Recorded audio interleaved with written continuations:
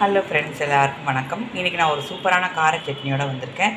இதுக்கு என்ன தேவை அப்படின்னு பார்த்தீங்கன்னா, வெங்காயம், ஒரே ஒரு வெங்காயம், 2 தக்காளி பழம், ஒரு 10லேருந்து 15 வரமிளகாய், பூண்டு 10 பல் பூண்டு, சின்னதாக ஒரு துண்டு புளி.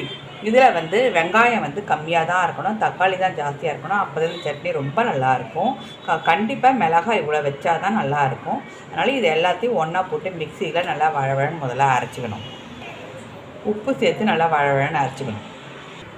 இப்போ பார்த்தீங்கன்னா அரைச்சிட்டு வந்தாச்சு. இப்போ நான் கடாயில் நல்லெண்ணெய் ஊற்றிருக்கேன். கொஞ்சம் ஓரளவுக்கு எண்ணெய் ஊற்றிக்கணும், அதுக்கு உண்டுன்னு அளவுக்கு ஊற்றிக்கணும். இதில் கடுகு மட்டும்தான் அதுக்கு, கடுகு தாளிச்சிக்கிறோம். கடுகு பொரிஞ்ச அப்புறம் நம்ம அரைச்சி வச்சதை இதில் கொட்டி நல்லா வதக்கணும். இப்போது அரைச்சி இதை ஊற்றி நல்லா கொதி வர வரைக்கும் நல்லா குண்டி தொக்கு மாதிரி வரணும், அது வரைக்கும் நம்ம அடுப்பில் வைக்க போகிறோம். இப்போ இதை ஒரு தட்டு போட்டு இது பண்ணலாம். இப்போ பார்த்தீங்கன்னா நம்மளோட கார சட்னி சூப்பராக ரெடி ஆகிடுச்சு. சைட்லலாம் நல்லா எண்ணெய் பிரிஞ்சு வந்துடுச்சு. இதை கண்டிப்பாக ட்ரை பண்ணி பாருங்கள். டேஸ்ட் சும்மா அல்டிமேட்டாக இருக்கும். கண்டிப்பாக ட்ரை பண்ணிவிட்டு சொல்லுங்கள். இது இட்லி தோசைக்கெலாம் ரொம்பவே சூப்பராக இருக்கும். ஒரு தடவை பண்ணிட்டிங்கன்னா எல்லா தடவையும் இதை பண்ணி சாப்பிடுவீங்க. நான் உங்களுக்கு இட்லி கூட சர்வ் பண்ணி காட்டுறேன்.